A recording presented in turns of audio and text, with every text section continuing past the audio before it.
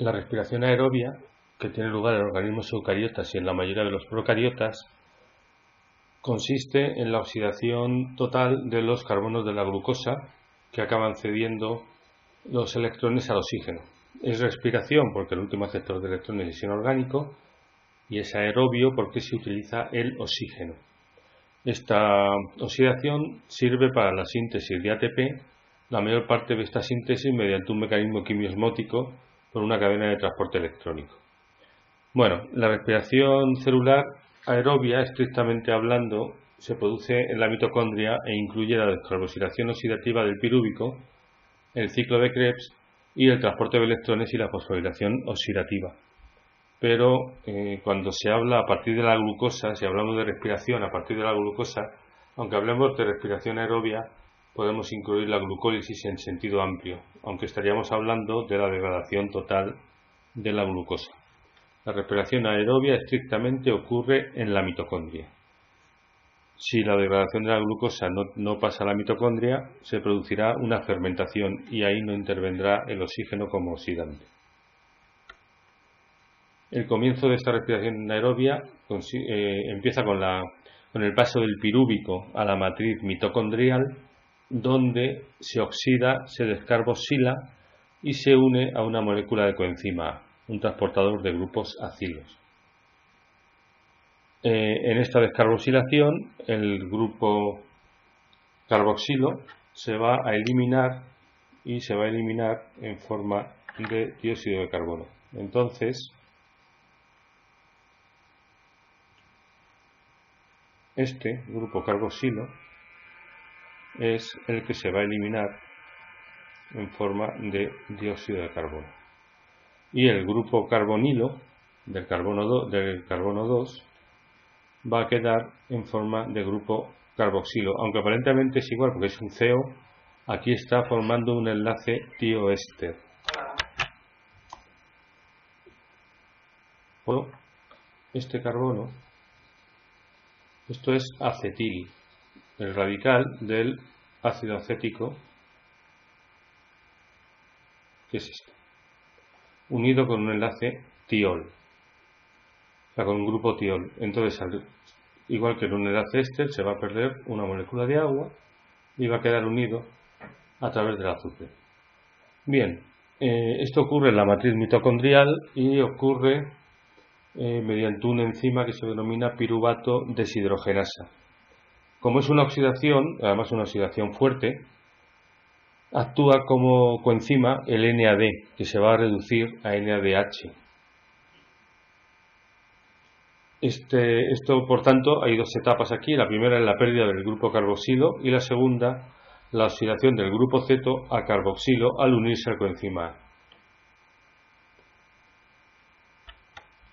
A partir de aquí, el acetilcoenzima A va a entrar, ese acetil del acetilcoenzima A va a entrar en una ruta metabólica que es central en el catabolismo aerobio, que es el ciclo de Krebs o ciclo del ácido cítrico, también llamado ciclo de los ácidos tricarboxílicos.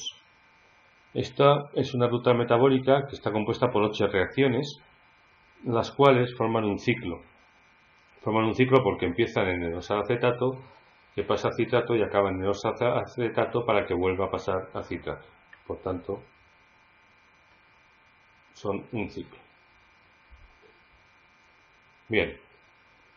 En estas reacciones entra el acetil. El coenzima A no entra. El coenzima A cede el acetil, que son 2 carbonos, y se libera. Porque el coenzima A es un transportador.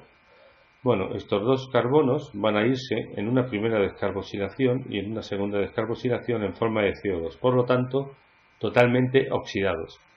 Naturalmente, como corresponde, si se producen oxidaciones, tiene que haber alguien que se reduzca, un coenzima que se lleve los electrones. En estas es el NADH.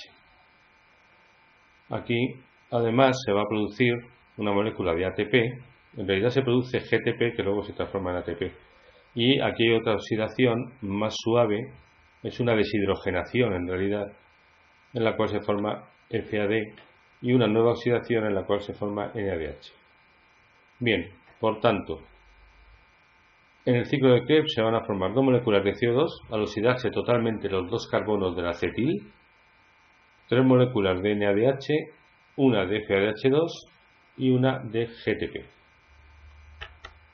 Aquí tenemos las reacciones con las fórmulas. Se llama de los ácidos tricarboxílicos porque el ácido cítrico es un ácido tricarboxílico y el ácido isocítrico es un ácido tricarboxílico también.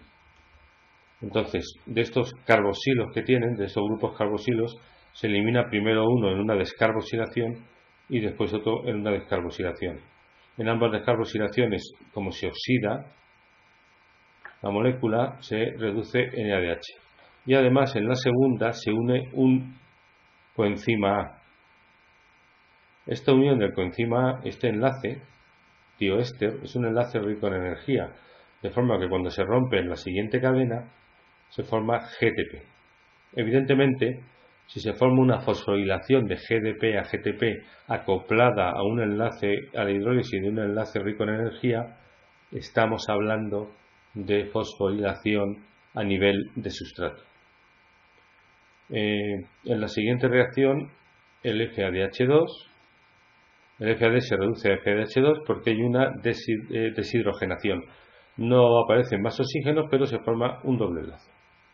Y en la siguiente reacción se produce una hidratación de ese doble enlace y a continuación una oxidación pasando de grupo hidroxilo a grupo ceto y por lo tanto se vuelve a formar aquí también un coenzima reducido NADH. Bien, no hay que saberse las reacciones independientes, solamente hay que saber lo que vemos a continuación, que los productos iniciales son el ácido acético, 3 moléculas de NAD+, una molécula de FAD y una de GDP, y que al final se obtienen 2 moléculas de dióxido de carbono, 3 NADHs, un FADH2 y un GTP. Esto es por cada molécula de ácido acético, de acetilcoenzima A. Si hemos empezado en glucosa, vamos a tener 2 moléculas y habrá que multiplicar todo por 2.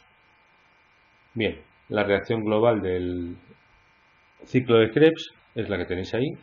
Acetilcoenzima A más 3 transportadores de un tipo, más un transportador de otro, más GDP, más fosfato inorgánico, más agua, para dar lugar al dióxido de carbono, a los transportadores reducidos y al GTP. Naturalmente la coenzima A se libera porque es un transportador. Bien, se forma por tanto una pequeña cantidad de energía directamente por fosforilación en el sustrato, un GTP por cada acetilcoenzima A. Pero se forman muchos transportadores de electrones. Estos transportadores de electrones se van a reoxidar después en la cadena respiratoria y ahí es donde se va a obtener mucha energía a partir de ellos, llevándose los electrones el oxígeno molecular, que actúa como oxidante final. Pero esto no ocurre en la propia reacción del ciclo de Krebs, va a ocurrir después y va a dar lugar a lo que se llama la fosforilación oxidativa.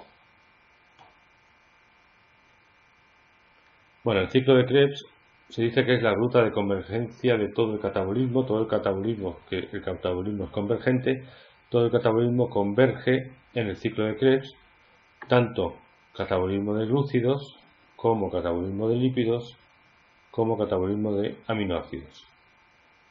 El de glúcidos a través de la glucólisis y la formación de acetilcoenzima A, el de lípidos a través de la beta oxidación con formación de acetilcoenzima A, y el de aminoácidos pues con distintas rutas, porque los aminoácidos tienen distintas rutas de degradación, pero acaban llegando también al ciclo de Krebs o al acetilcoenzima A.